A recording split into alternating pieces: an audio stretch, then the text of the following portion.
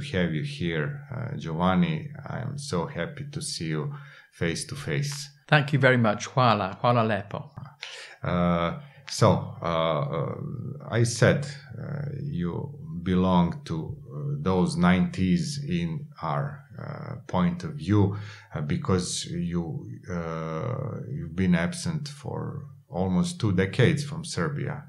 Since 1999, when the last bomb fell, and when I was aware that NATO would stop bombing Serbia, that is when I left to go to Brussels for His Excellency President Milošević, and there I spent some time in Brussels there as his special envoy. Dakle, vi ste ovde došli negde u avgustu, septembru 1992. godine. If I'm not mistaken. That is absolutely correct. I left America in the middle of August there after the MGM came to an end there in 1992. I came to Europe. Then I met my friend Bernie Kornfeld in his castle in the confines between France and Switzerland. He was one of the first billionaires of the world, but he had a kind of funny tract in a way that although he was a billionaire, Bernie, and a really, really nice man selling insurance policies and everything worldwide, he didn't like to pay his telephone bill. So he would falsify the calls. He would always complain that he never made that. Of course, it couldn't happen today because today is all digitalized. But then you could complain, and they found out. I mean, he's a billionaire that didn't want to pay like the equivalent of €50 bill on his telephone in his castle. You know, he hated paying. And let me tell you, is an interesting concept. When you make a telephone call by your provider from a mobile telephone, your voice goes through the air. So his concept and his ideology was, why am I paying for something that is free? Air is free, so why should I pay for my voice to be transmitted through the air? That was... And I went with him, and I met Milošević, who was accused of killing Olaf Palme, which is complete crap, total rubbish and nonsensical. And of course, my dear friend, the late Rodica Nikčević. And they made some calls to, to Serbia, or as it was, Serbia and Montenegro. It was the Federal Republic of Yugoslavia then. Then it became Serbia, Montenegro. Now it's Serbia by itself there. Something I predicted, incidentally. I told Milošević that would happen one day. There would have to be a partition between Montenegro and Serbia, because obviously, Đukanović, the president had different ideology, as has been proved correct. So I came to Serbia as a guest of the government, and basically I stayed there ever since. Da, vi ste ostali sve to vreme, to nekih 7 godina otprilike, ali zanima me kako ste došli na ideju, dakle, da uopšte dođete u Srbiju. When we left Metro-Goldwyn-Mayer, there was a debt of nearly $2 billion, which was a lot of money in those days. Nothing today, for that. We were quoted on the New York Stock Exchange. So Credit Lyonnais Bank Nederland got involved in a massive scandal of lending money to people like us without any securities or collateral. Not just us, to 21st Century, to Mario Casar, Andy Vayner at Coralco Pictures, which I now own, incidentally. Coralco is my company now there. So it was a massive scandal. I went to Switzerland before I went to Bernie's castle at the Diplomat Hotel, and my friend was the owner of that hotel. And he said to me, Giovanni, he said, listen, he said, the other week we had people from Credit Lyonnais Bank Nederland and your name came up. I said, how? How did it come up? He said, these people are dangerous. They don't care about the money. They care about the scandal and what you might say if the French Parliamentary Commission call you. Well, the French Parliamentary Commission did call me, But I refused to go because there was no obligation. I'm not a French citizen. So, and in any case, we Italians have a code of conduct. We don't tell tales. We don't inform on people. There's an old saying, meno sai, meglio è. The less you know, the better you are. So that, and I thought to myself, and he said, listen, these people are capable of even killing you to stop you talking. I said, but I got fuck all to talk about. You know, I got angry then.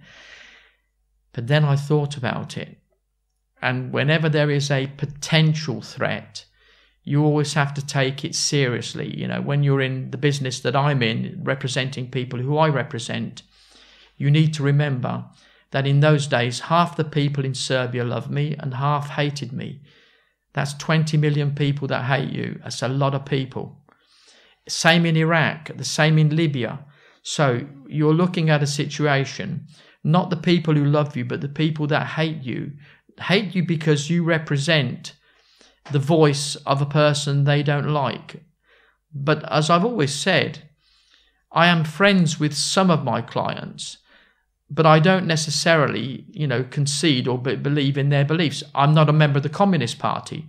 You know, I made that clear to Milošević and to Mirjana, his wife, who was more communist than anyone I've ever known. That I will never, ever accept the Red Book. I will never accept communism. That's never going to be but I'll represent them. So the fact that you represent a murderer or a rapist doesn't make you one. It just means you represent them. So I thought, where the hell can I go?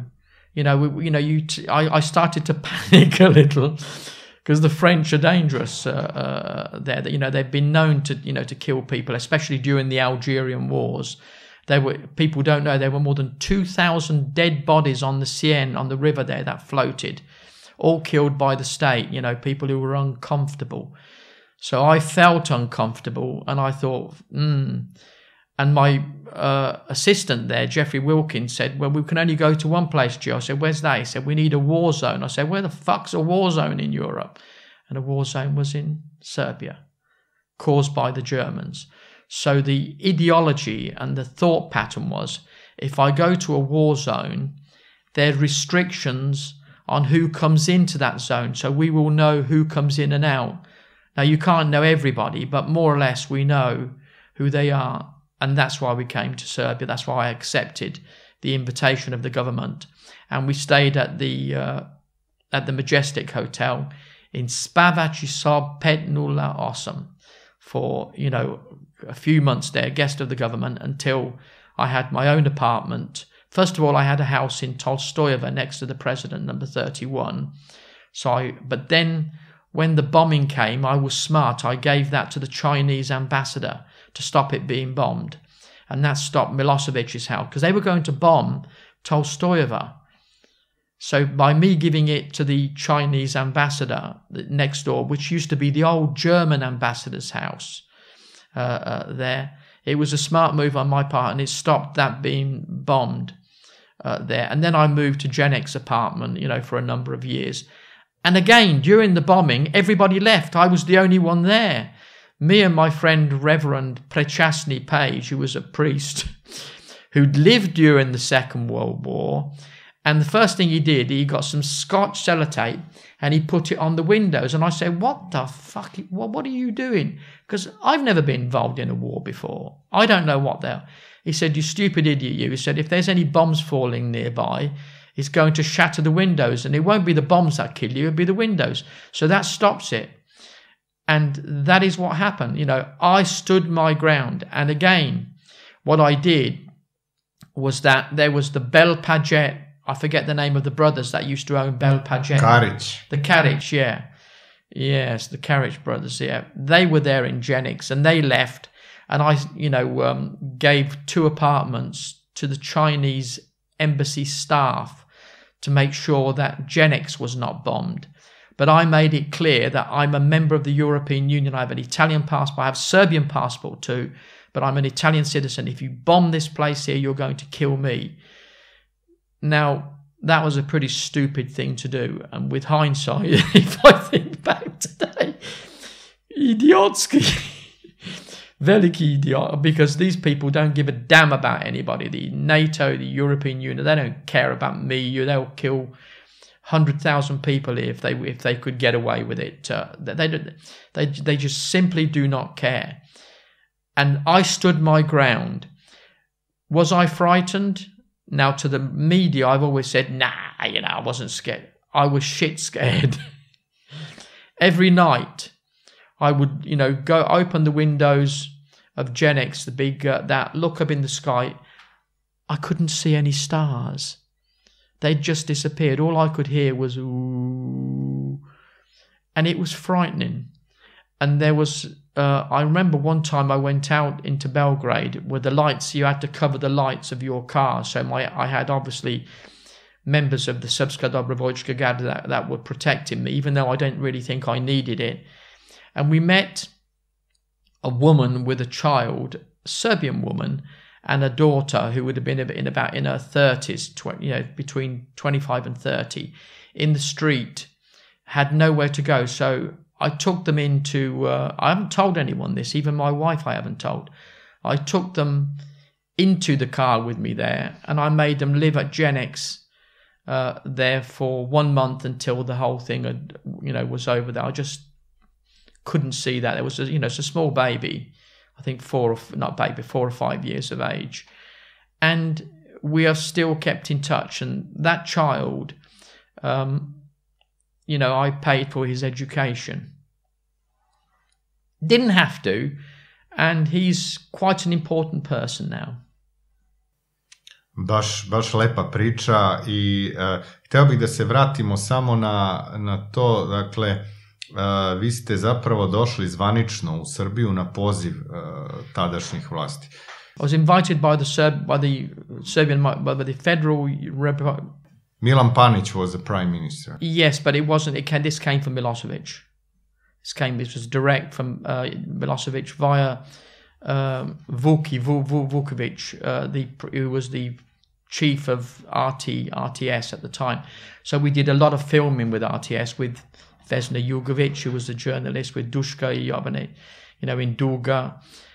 So we had, quite a bit. And of course, with Radojca, with Željko, obviously Stanisic. And I was one of the 5 people that Milošević had in his private council that took advice from. And it was a great honor for me because I've never had experience in running a country before. Kako ste vi zapravo došli do toga da upoznate Željka Ražnatovića Arhana? Well, it was a coincidence that some years before he was in London working in a restaurant. So I'd met him in the sense that I was a guest and he was someone working at a restaurant. But I remembered his face. And when I was at the Majestic Hotel having dinner there, he came with a lot of his guards there, walking along. And Radojca said, "That's Arkan." I said, "Who the fuck's Arkan?" She said, just... And he turned, looked at me. I still remember today as if it was yesterday, 1992. He looked at me, I looked at him. He said, "I know you." And I thought, oh, fuck, wonder what he thinks. He said, "We met, I don't know where, London!" He said, "We met in London there." And that's when our true friendship, he was my true friend. He protected me, I protected him. That it was a real, true friendship. In fact, his daughter, his Belgian daughter, and that told my son that of all the people that he met, he said, "Đovani was my real, true friend who never told me anything that I wanted to hear. I always told him what the situation was. I was not a yes